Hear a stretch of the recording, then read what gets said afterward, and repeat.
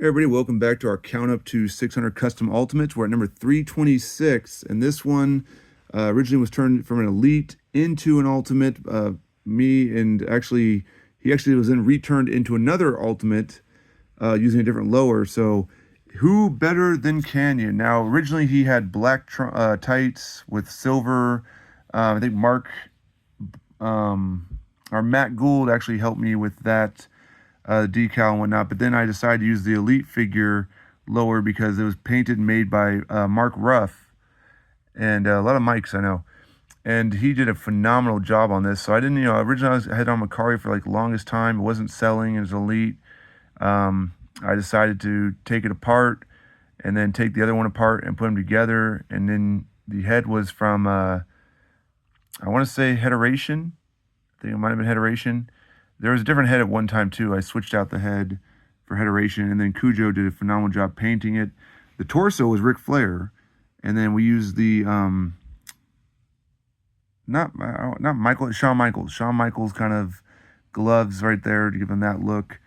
Phenomenal piece. Man, this one definitely hurts, because I remember spending months and months with Mike trying to get this thing built, and it kept getting postponed, and he kept putting it on the back burner. Then when it finally did show up, he was, he wanted to do it. Originally, the tire was gonna be black with like the green crossbones, and then he was like, "I really want to do this one," and I was like, "All right, do this one." And he knocked us out of the park. So the person who's getting this thing from me, you got a great figure here, good price. Of course, the more he bought, the more I gave him a little discount and whatnot, because at least I know it's going to a true collector, someone who can enjoy it longer in its longevity. But who better than Kanyon? This Kanyon, I think, is phenomenal. I hope Mattel would maybe reach out and start getting some more WCW kind of guys, especially those Attitude Era guys. He was around there. And of course, he was the MVP, former United States champion, WCW, technically in the WWE brand, but still.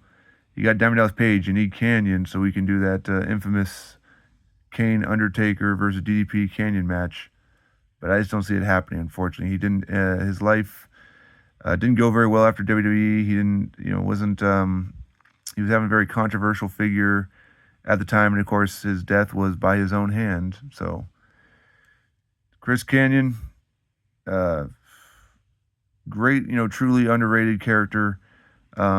You can see I'm really just kind of such a great figure. So number 326 in our count up to 600.